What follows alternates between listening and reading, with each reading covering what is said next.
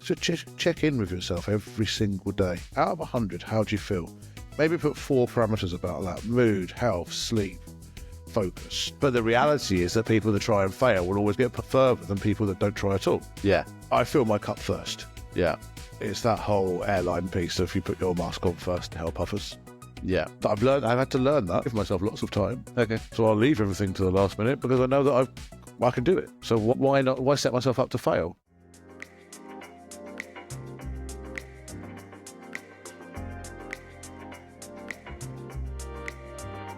Welcome to the Neurodivergent Business Minds podcast. I'm your host, Alex Dest. And this podcast is dedicated to exploring the unique challenges and incredible strengths of neurodivergent business owners. So whether you're an entrepreneur, a business owner, or maybe you have family at home who are neurodiverse, this podcast is for you. So Dave, thank you for joining me. So let's talk a bit more about what you do day to day. And could you tell me a little bit more about the businesses that you run and a bit more about background about yourself? How far back do you want to go? Well, as far as you would like. Well, I'm going to go back to school. Okay. Because that's when I kind of knew that I was different. Yeah. That's when I kind of knew that I didn't learn like the other kids. Oh, okay. And I didn't think like the other kids. The things that other people found easy, I didn't. Yeah. And back in those days, and no, it wasn't quite black and white, but it was at a point where neurodivergence wasn't a thing. ADHD or dyslexia hadn't been talked about. I became the classic class clown. Right. I would mask my inability to read by making funny noises as I read in different accents and voices. So I would mask that. Actually got thrown out of English literature. I wasn't allowed to take that as a GCSE back in the days because I was too disruptive. It was difficult at school. And then because of that, I was bullied. And I was a big guy. Kind of didn't know how to stand up for myself because I already knew I was different. Why would I? They're probably right. I probably deserve this. Was kind of a theory that I had. When I look back, it was difficult, and there were certain key moments that I switched that. But at school, I was definitely struggled, and it was I didn't come away with any. I came straight out of school and went to work. Right. Didn't go into any further education. Didn't go to college, university, anything. Yeah. Since then, I've got 2 degrees and 29 different qualifications in different subject areas. Wow. And another probably 10 in rugby, where I spent a lot of time coaching and working with as well. I think that's probably where I am today and my business today come from, is helping others. Okay. Because there was no one to help me. Right, yeah. I lost my mum when I was 20 as well. And my memory of her was that people came in feeling worried and came out feeling happier, so they left, always seemed to have a bit more of a smile on their face, a bit more of a plan. So that's amazing. That mixture of the two things probably led me to where I am today. So I'm a business coach and help and support small businesses locally, have a business that does networking with a co-founder of mine, Leon, that I work with in the region, connecting people together and helping support them. I have a food and drink-based business that helps small challenger brands, people that put their heart and soul into businesses, learn all the other bits around business and build teams and build their business up and get them listed in different retailers. And I have a stake in a business down in Shrewsbury that helps and supports very similarly to that, but does a lot of the warehousing, the logistics and the social media, the growth of those small food and drink businesses as well. Oh, right. So quite a lot on. Yeah. Because it keeps my mind busy. I mean, a lot of people going into business, they think of these amazing ideas and then they bounce from different ideas to different ideas, but you're actually doing those and that you've managed to build these businesses. So how have you managed to harness the kind of your thought processes around that to really hone in and actually action what you want to pursue?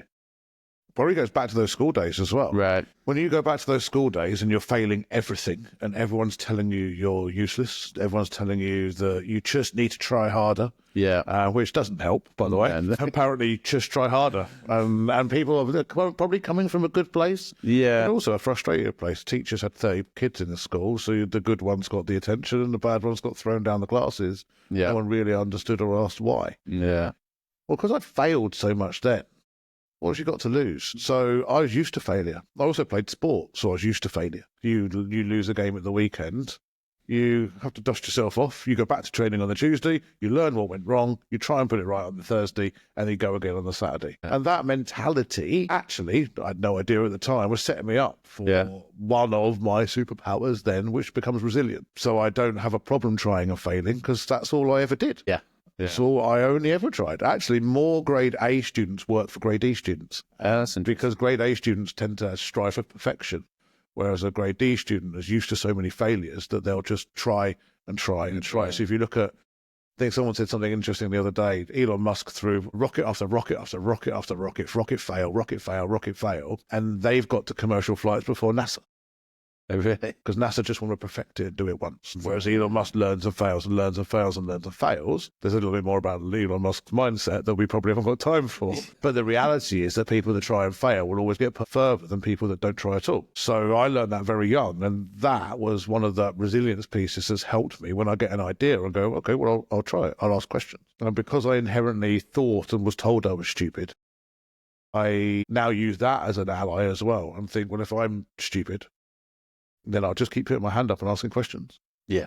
And if a stupid person's asked 1,000 questions, they now know 1,000 answers or 1,000 versions of an answer. Yeah. And then you do it again and again and again. Suddenly, you're full of knowledge that can potentially help and support others.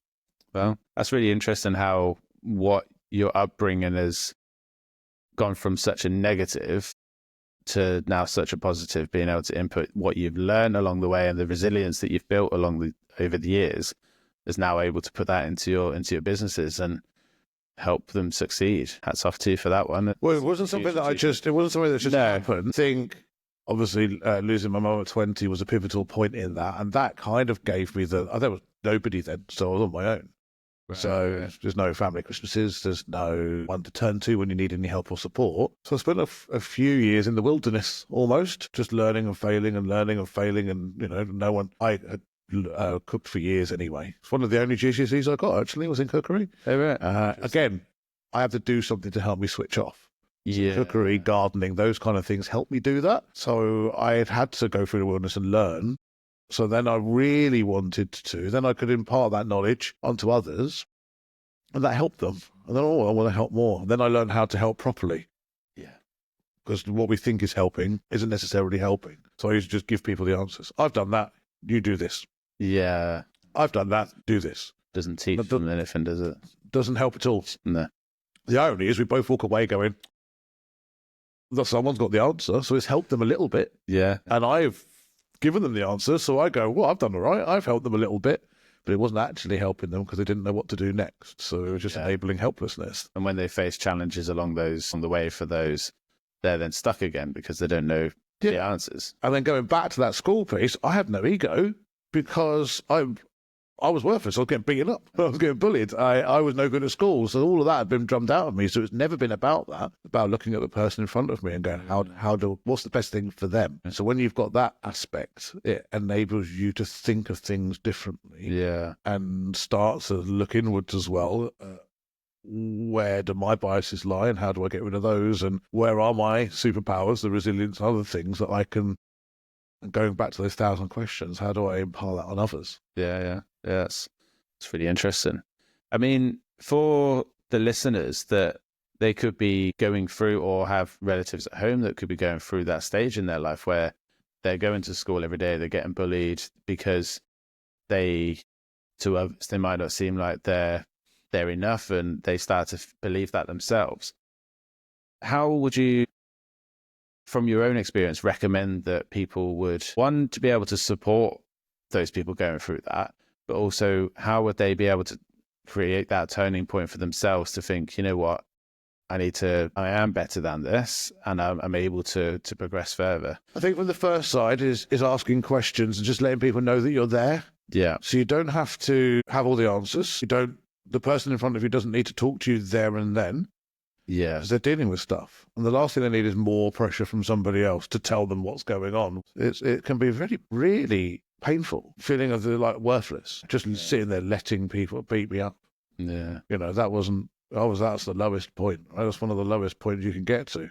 When we turn that around and utilize that and then utilize that strength and pull upon it to go and play rugby and go and do it back in a different way. Yeah. And learn the character around that. But I think for people that are going through it, the last thing they need is more pressure.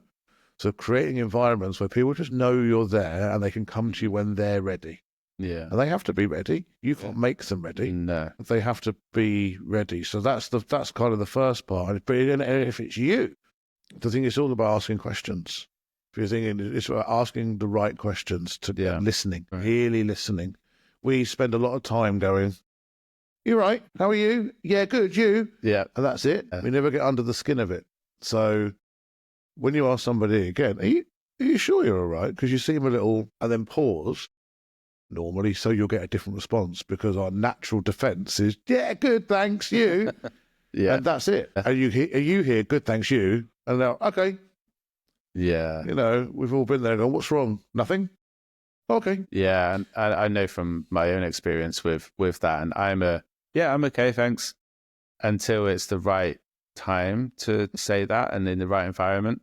So I suppose it's, is having that right environment to be able to start to answer, ask the own question, ask the questions to yourself, and, and figure out what's going on, I suppose. But also somebody facilitating that environment is also really important. So that's somebody that says, "You sure?" Yeah. "Because you don't see myself lately." Yeah. And that's it. It's non-threatening. They're not forcing anybody to talk. They're just creating environments. And also it just challenges you, because you'll be taken aback, because that's not normally what people do. So they're coming at it from a different angle, and it opens up the opportunity for you to go, "Well, actually, I've been struggling a bit, or I'm a little under the weather, or I'm a little tired." Yeah, definitely. So you mentioned in there about how rugby has played such an important part on that, turning the page on that. So could you tell me a bit more about how your sporting career has really helped you manage, or to start to think differently about yourself? Don't have to write. Don't have to think. I think sport for me was an outlet. I wasn't particularly good at football, so I never got in the team, but my school only really played football. So last to be picked, because I was bullied. And even though you know what it's like, you don't pick the kid that's being bullied, because you might get bullied next. So rather him than me. But then I had an opportunity to play rugby as an after-school program. One of my teachers just was paying a bit of attention. Yeah. And they saw something, and they put me in a different environment. Right. And I'll ever be grateful. Mr. Bowers was his name. He pulled me out of class. He was the only one at school that said, "You'll be something," and gave me a little spark, and gave me an opportunity. "You're going to be something," he said, which is different to my deputy head of school when I left, who said, "You'll amount to nothing," which was my passing gift. Is it? That was school. Yeah. But he didn't. He saw that, and he put me into an environment, and he had a rugby team that he coached, and he brought me into it. Right. And he taught me that I had some worth, and that I could galvanize people very quickly. I didn't only just do well, but I was already the captain. My strength then played a part. Bullying stopped shortly after that as well. Not that I became the progressor, because it was all about, and he taught me about stepping across that white line. That rugby thing taught me, it teaches you about teamwork, teaches you about respect, teaches you about hard work, teamwork. It teaches about all of those elements. But also when I crossed that whitewash and went onto the pitch, I was that other person. And I kind of do that with business even now. At some stages, I can always refer back. I still go to the gym. I need that outlet. So that outlet is still there, even though I don't go to the gym to get a six pack and take my top off in the summer. I do it for my mental. Everyone in there's working something out. Yeah. And I utilize it for that. So rugby played a big part in that, but it also made me feel part of something. And then also showed me where some of my skills were, where I lacked over here. It's that whole don't judge a goldfish for not climbing a tree. I wasn't good in the academic world of school, but put me into the right environment and I shone. Yeah. So then it was all about then seeking those right environments. And then at a later stage, coming back and going, well, now I'm in the right environments. I'm in a better mindset place to understand the benefits of what that education system can do for me, and how also it can help others. Yeah. Yeah. So it was pivotal, absolutely pivotal for me.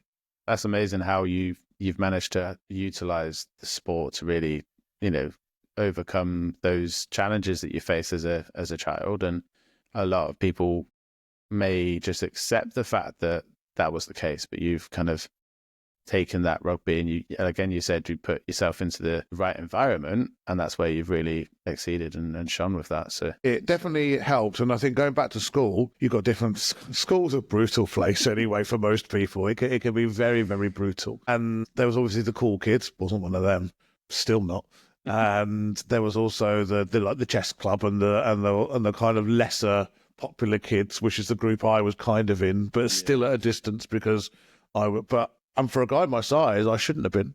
Yeah. But rugby then changed that, and then suddenly we were the cool kids. Yeah. And because I stood up to one of my antagonists, shall we say, and that day everything changed in the entire school because everybody was then like, oh, you stood up to the number one kid. Yeah. So now you're the number, because that's how school works. That's the fickleness of the world that we live in. Suddenly now, but that wasn't, I was like, well, I don't want any of that. But we just make everybody equal. Yeah. So whenever I've gone in business, I've always talked to everybody. I worked in the pharmaceutical company, there's 150 people within it. The sales team's the loudest one. The marketing team's the next popular one. Yeah. And then downwards to then like accounts, which was always deemed as not, we don't talk to accounts or regulatory team because they're just all they're geeks and they're boring. Well, for me, that helped me go back into the world of going, no, everyone has got their skill sets. And that's why I do what I do with small businesses now, and the businesses that I have is that I know the necessity to work with other people and know the strengths that they have and the strengths that I have. So again, one of those superpowers that came from all of that then became bringing people together, facilitating thus the networking and the other bits of support, facilitating people to help each other on their journey. So I knew everybody in accounts, I knew everybody in regulatory. So anything, people will go, how have you got that done so quickly? Well, I just went over and spoke to Michelle over in account. Who's Michelle? The lady in accounts. Is she?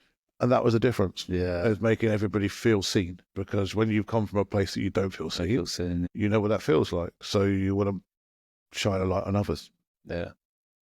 It's a fascinating story that you've got there from your childhood to where you are now. And a lot of what you do now seems to be helping a lot of other people. So what do you do personally to help yourself? I know you mentioned about the gym, but what other things do you do to help yourself? I fill my cup first. Yeah. It's that whole airline piece of you put your mask on first to help others. Yeah. I've had to learn that because I do have quite a lot of empathy for others, and that means I do tend to take on, I know the downsides of it because I've been through that process. I tend to take on too much to try and help too many, and then I get overwhelmed by the whole thing and then start to let people down because I can't manage all of it at the same time. So I get up early. I've always got up early. I was doing a milk round and 2 paper rounds before school to earn money for the family. I've kept that mentality and that work rate up. So I still get up at 4 every day, 7 days a week. Routine for me in the morning, yeah. And no, I don't think when people say, oh, should I do that? Then if I want, no. Everyone, you have to set yourself up for success. For me, mornings are my most productive. I'm my most alert, I'm most awake. So I do all my tougher tasks in the morning. Yeah. And then I do the stuff that I don't really want to do in the morning. And then when I'm perhaps not at my best in the afternoon, it doesn't mean I'm not good, but I'm not at my best. I'm still motivated. I'm doing all the great stuff. I'm doing my coaching, I'm doing my talks, I'm doing all the other bits. So my morning starts similarly. I'm either out walking the dogs at 4 or I go to the gym at 4. Yeah. I'll then do some breath work. I'll do some stretching. I meditate. Teaching myself to meditate, close off the noise in the head is a journey and really, really difficult. And I thought I was quite in control of myself until somebody said, just be and just listen to your breath without altering it. And I couldn't do it. And if you take a second after this or right now and just try and think of nothing and just listen to your breath, you take control of it. So actually learning to just be has been really important. And then I ice bath. I was just showing you before my subtle one that I've now got in the garden. Really important for me, for resilience, for mindset, for recovery. I still a year in to doing it every day. Wow. I've done it a lot over my life for sports and recovery, but now a year of doing it every single day. I still have the same mindset issues. I still do my little dance when I get in. I still find myself halfway up the stairs going, I don't want to do this. And then I need to have a word with myself. But that enables me to continue to have a word with myself, continue to check in, continue to make sure I'm in a good place and to fill my cup first. Definitely. Ice baths are becoming more and more popular nowadays, but what's the if there's one thing that really stands out that's changed since starting the ice baths every day for the last year, what would that be that's that biggest change that you've noticed? Calmness, probably. And what wasn't particularly something that I was using it for. I was using it part for recovery, part for that mindset of overcoming things, so I could draw back on it when I needed to. But actually, when things go wrong, which they do, because we're business owners and we have wonderful gifts inside of us that mean that where there's more likely for things to go wrong, there's no panic anymore. Okay. Everything's quite calm. And I think that relates back to what happens when you get in, you put your foot in something cold. That was me. All the different noises that you make when you get into that something hot or something cold. Yeah. That feeling internally is still the same, but the external, there's nothing. I could be in the water or out of the water. You wouldn't know from a body, a facial expression. I've learned how to keep calm, learned how to control that emotional intelligence, that thing of just saying, I'm just doing it, I'm getting in. So actually now out of it, when something goes wrong, I've got a business partner who is very hot-headed, amazingly, incredibly intelligent. And I learned so much from him, but he will openly admit that I'm the calm. When he says I make him boring, I don't believe that. But he's very, and I'm calm. He's like, you bring the calmness. You don't overreact. You don't react. You take a second. And that's the thing that I think that's taught me the most, which I wasn't necessarily expecting. Yeah, it's always nice when you get an unexpected benefit out of doing something that you didn't expect. Of course. Brilliant. Yeah, very good. So, Dave, as you are part of many businesses now, and you've got such a structured day-to-day life, but what tools do you particularly use that helps you keep on track of everything that you're doing? Because there must be so many email addresses that you've used and different calendars. How do you piece that all together to keep that going? Delicately. And sometimes I don't. Sometimes things slip. And I've kind of had to come to a place where that's not acceptable. Yeah. But I know that it happens. And it's how I deal with it. Okay. I'm trying to progress. I'm trying to move forward. I'm trying to drive and learn. Yeah. AI has played a huge part for me. Okay. Being able to record meetings, to have them transcribed, to be able to write emails by voice rather than typing, because typing is not fun for me. I mean, I would always type and I'd look up, and when it has like a few words that have got the red underlined bit on it, and it says, "Oh, did you mean to say this?" My computer would just look at me and go, "I've got no idea what you're trying to say," and then I'd read it back and go, "I'm not sure I do either." So that's been a real help for me to be able to use my words and then just get them to clean it up and make it grammatically correct, so that other people. I'd get a lot of people send me stuff back and go, "What are you saying? What does this mean?" Yeah. And I'd look at it and go, "How did I even let that go out the door?" And I'd do social posts and people would say, "You spelt this wrong, or you've done that wrong." Yeah. So being able to utilize AI just to help me almost as my little safety net. Yeah. And then help me to go, well, I'm not very good at typing. So if I can just talk what I want to say and then get AI to record it and then put that into a sentence, or put that into a paragraph or an email, that has made a huge difference to my life. CRMs. Yep. So I use HubSpot. There are many different ones out there, and I don't recommend HubSpot for everybody. No. The reason why I like it isn't even for the good stuff that it does, but there's a plugin extension that HubSpot uses, which plugs into my Gmail, which means that as I write an email to somebody, one, I can click on the side and see what the last email was instantly. So it just helps me remind myself of what I've said previously or what they've said to me. Two, there's a little button I can literally press that says task in the email, because it's the add-on, that says task follow up in 5 days. So I can do that. So it means I don't miss things, because I just go straight to my task list every day. Wow. And I start now that every day and go to my task list and just do the tasks that I've ordered. Yeah. Dave in the past has already set me. So I've tried to become the person that me tomorrow will thank me for. Yeah. Rather than I used to be the person that me tomorrow would berate. And then, why didn't you do that? Why did you send that? So I've tried to make sure that mentality is, what can I do today that's going to make my life better tomorrow? Yeah. So that's the really great thing. Also, it shows me when an email's been opened as well. So I know if somebody's seen it or not, so I know how to adjust it. So that's been really important. And outsourcing. Yeah. Yeah. I have VAs now Okay. that help and support me from different elements. They do the things that I can't do well. So they take away, well, I got my accountant. I help people. They'll help me do my calendar management for me. So they will tell me what's coming up this week and go, you have a presentation on Wednesday on that presentation, Dave. And I have to go, oh, but I was going to. And I do find myself, and I did used to find myself occasionally going, oh my God, I've got a 6 o'clock that I forgot all about and I'm presenting in an hour. Now, you'll relate to this, I imagine, and other people will. Some of my best work was done in those times. I've pulled presentations out of the hat with half an hour to go. Yeah. And people have gone, how did you, like, that was a wonderful presentation. And I'm thinking, if only you knew. Yeah. And I used to think that, but then I was like, well, actually, no, I know. So I have to set myself those deadlines. Yeah. So I play that now to a strength. Yeah. If I've got a week to do something, I'll sit there and I'll do it and I'll go, oh, I just want to change that and that's not right and I want to change that font. And if you give me the time to do it, my brain goes, even though perfection is not something I've never really strived for or obtained, you could do better. That needs to be better. You can make that better. Whereas when I've got like half an hour to build something, I go, well, I can do that. And I always do. So now I just lean into it. So I never try and give myself lots of time. So I'll leave everything to the last minute because I know that I can do it. So why not? Why set myself up to fail? Yeah.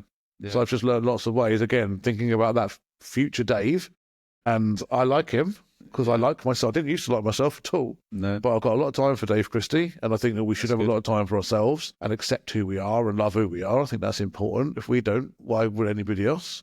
That's very true. That's a difficult journey on itself, and that took a lot. But I want to set myself up for success. So I have to really think about all my weaknesses. I do it with my coaching. Why would somebody not want to work with you? Yeah. You know all the reasons why they wouldn't. You can address them. Yeah. So if you look inside and I thought, what are all my failures? Timekeeping used to be a problem. Still not perfect. I still had to phone somebody up the other day because I'd put two people into at the same time in completely different locations. So I still, it's still a work in progress, and I own that. Yeah. And I'm just trying to be better each day. We're not perfect, and we still make mistakes. But again, it's about owning it as well. Definitely. But it's a process. Yeah, certainly is, and it's definitely one that you kind of get forced to get used to because. Especially when you're running multiple businesses like yourself, you've just got to make it work. Because you can't just let it slip because nothing will get done. You're going to miss deadlines, you're going to miss meetings and double book people all the time if you're not really focusing on that future Dave. But then there's also the perception value, which I think is also something that is a hindrance to people as well. Is that we all, especially in networking environments, we all have to stand up, we all have to say, hi, my name's Dave and my business is wonderful and you should work for me for all these fantastic reasons. What nobody really kind of says, which is the taboo in the room, which if we take those steps back, I think is important. And those 2 steps back have helped me so much. That's why I try and coach it to so many people. Yeah. Why is everybody in the room?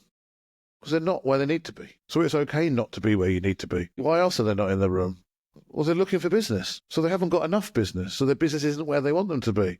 Well, congratulations, you're in the same room as everybody else now. Mm-hmm. So when you're there going, I might feel a bit of a fraud because my business isn't brilliant right now, I need it to be this, or I need to learn that, and you don't have that confidence, you just have to sit back and think, why is everybody in it? I said earlier on with the gym, like people are worried about going to everybody in there, from the biggest guy to the skinniest woman to anybody else in between. Everyone's in there working something out. Everyone's like, they're working out some demons inside them from somewhere, whether it is body dysmorphia, whether it is a feeling of not, big guys. I'm not a small guy. Some of that still sits with, don't want to be the small guy. Some of it sits with accountability and me now proving myself and challenging myself each day. Everyone's in the gym for a reason. They're not happy with something that they see in the mirror, or they're trying to strive to be different. The magic is trying to get to a point where you love who you are today. Yeah. Whilst working towards something tomorrow. That's the juggle. Yeah. Definitely. But it's all about just trying to be better. Yeah. Excellent. So if you look at what you're utilizing now, what's the one tool that you couldn't run your business without? It'd be AI. AI. It has to be AI. I use something called Jasper. Jasper helps me if I write my emails. I can highlight this section that I want to look at, and I can just go Jasper improve writing, and it will just improve the writing. Still my words, still my thoughts, still. I'm not using it to build anything. I'm not disingenuous. Authenticity is important. It just saves me so much time and worry and anguish of, oh, did that sound right? Is that how it should be? You still have to read it through. It still could make mistakes from time to time, but not as many as I do. So if you're using it for the right reason, I think it's important. But yeah, AI for me is game changing, and I think it's only going to get better. There's some watch outs for sure. There's a lot of people that are a little bit apprehensive of it, and it's like anything. Used in the wrong way, it will be a hindrance, not a help. But I think for me, I write a lot of emails. I do a lot of communication in a lot of different forums. I used to do a lot of just talking because I said, I don't need presentations. Nobody wants to see a presentation. Actually, that's how some people learn. They need to see visuals. They need to hear. They need to be a part of it. They need to do it. Everyone learns in a different way. So I had to adapt to not just do something. I say to you, you're going to get voice notes from me because I don't really like to text because I struggle. And some people will then say, that's fine. I will write back to you in text though, if that's okay. Yeah. Brilliant. Yeah. Because I lead with that, I allow people to come back to me with their preference. How do you like to communicate? Everything I say with a new client all the time. How do you like to communicate? And then they'll let me know. But yeah, AI for me has been the one. And I think it will only continue to improve. I think AI is one of those things that if you don't utilize it and adapt to it now, it's going to keep going and you might get left behind. But just to caveat that for anyone going, but I don't understand it or I don't want to understand it. Yeah. There can be a real apprehension because of what you might have seen or heard or, Terminator, which turns out was a documentary. Who knew? Now I'm just waiting for Honey, I Shrunk the Kids to come true and life changes completely, doesn't it? There is always an apprehension when things come out. It worries me, it scares me, I don't like it. Is it going to displace me? Is it going to change the world? Blah, blah, blah. The reality is, the answer is yes, it will. You need to think around how you utilize it to best fit you and how you might pivot around it. But that's the same with everything. We have lots of apprehensions a lot of the time about a lot of things, and 95% of the things that go on in our mind don't exist. So yeah, it's talking to people, talk to good people, have those conversations. Yeah, brilliant. Excellent. So support networks wise, what do you feel like has been a good support network for yourself to be able to open up or talk to people? Have you got a support network that's there for you? Oh, absolutely. Yeah. I learned that very young. Back to my school teacher again. He started a qualified coach and mentor. I'm about to finish my master's in that as well. So I've got to still write a little dissertation. Yeah.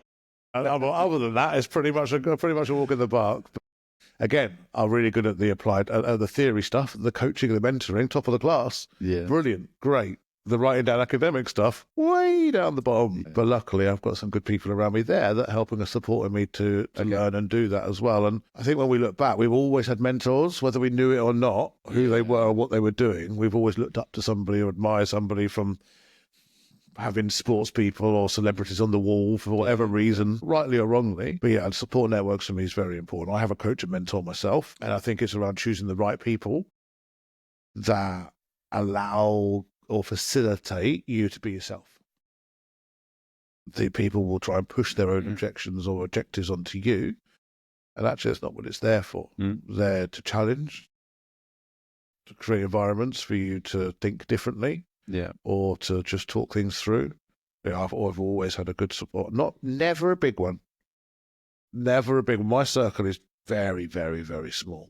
I don't need it to be bigger than that. I try and, because I know where life goes, I try and minimize drama from my life completely because it can take over. So I try and keep that to a minimum. So if I find an area where there is a lot of drama, I will remove myself from it, even if that means removing myself from people that I care about or that I've got time for, because I need to protect me. And I know I need to protect my headspace. And then I will go. So as a coach, I have a supervisor that I'll go to for coaching scenarios to ask questions. Did I do this right? Right, okay. This was the situation. This is how I handled it. Could I have done anything differently? Sometimes because I want to make sure that I'm doing the right thing. Sometimes because I'm not sure that I've answered the question properly. Sometimes when questions come up and I don't know the answer. I've always found it. I've been on my own for many years, and for many of those years, I didn't need anybody's help. Dave made a decision. It was all on me. I don't need anybody. Yeah. I'm all good, thanks. And I put a little tough shell on it. It toughened me up a little bit. But actually, I'd rather be tough and not have to use it, and now be able to be soft and be able to go, I need help. I need support daily, whether it be looking at other people that motivate me.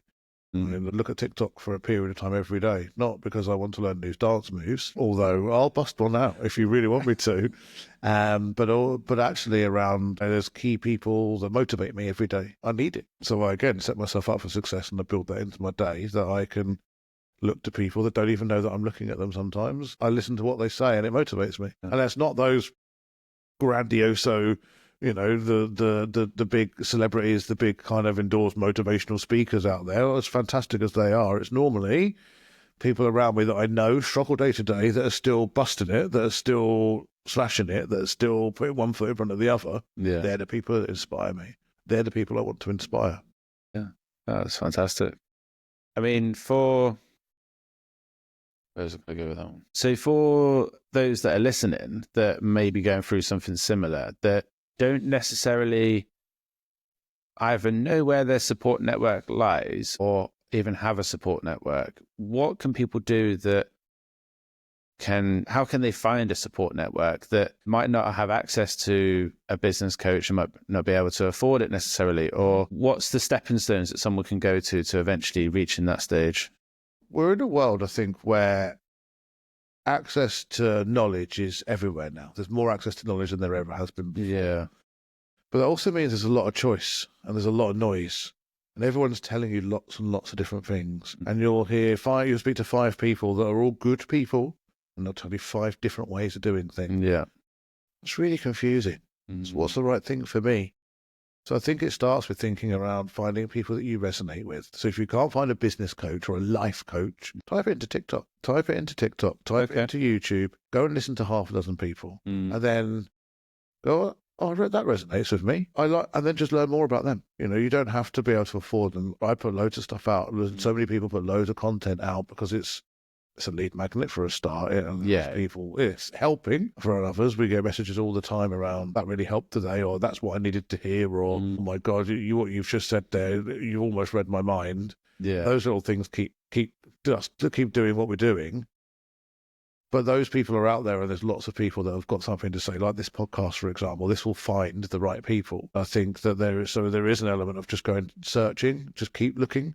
And you'll listen to someone, or suddenly you'll go, oh my God, yeah, that resonates with me. And then find more people like them. So once you start listening to them, algorithms will then say, oh, if you listen to them, you might like this. So let the algorithms do the work for you, and they'll help you find it. But just go searching. There isn't a one size fits all. And if you've found somebody by the same token, and you find you're just listening to them, just expand out and find a second one. Or a third person. Yeah. And look at a slightly different perspective, because one perspective isn't right for everybody. Yeah. Yeah, definitely. But what about if someone just wants to talk to someone? There's a lot of support out there with regards to free line numbers. Yeah. I know people that call the Samaritans regularly for help and support, because it's a stranger. Yeah. And then there's no repercussions because you don't know me. And that can be a problem.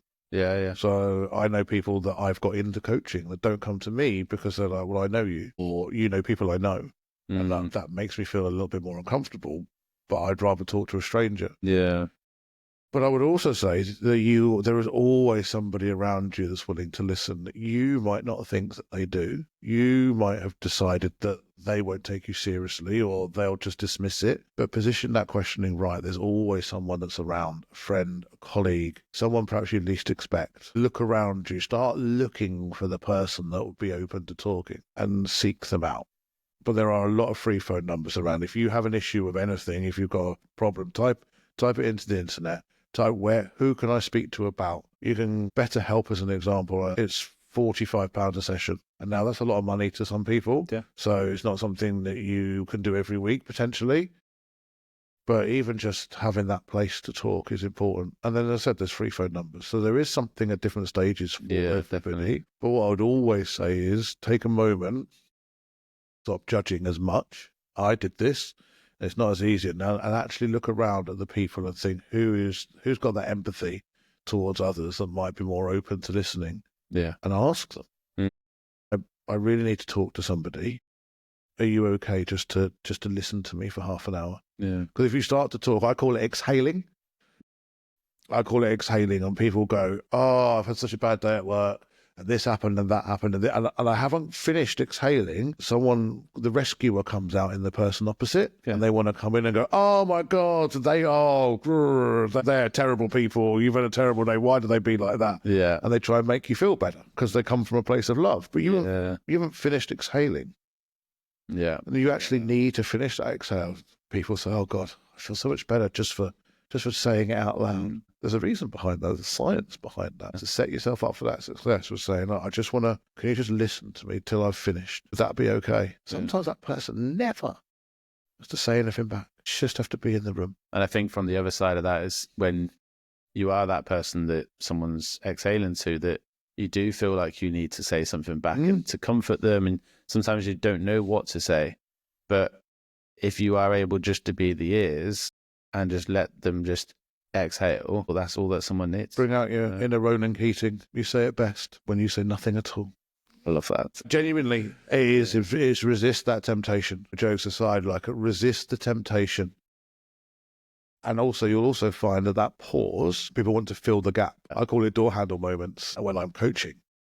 That when the people's guard is down a little bit, the handle goes on the door, they're about to leave, and because they feel more relaxed, something will be said then. And you go, okay, I'll make a little note of that for next time. But yeah, you want to just pause, because then somebody will fill it with something else, and they may go a little deeper, and there may be something else that they still want to say. So just give people the space.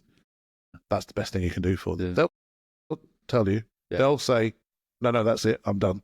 Yeah. They'll tell you. It won't be awkward for long. But it's interesting in a room full of people how 1 or 2 seconds can feel a little awkward. Your facial expression just changed. I think you thought I'd frozen. But 1 or 2 seconds can feel like a long, long time. But in reality, it's not. Giving people that little extra space can mean a big, big difference. Yeah, certainly. Again, that's really, really good advice. And hopefully people can take something away from that and apply it to their own life, no matter where they are, and it's valuable.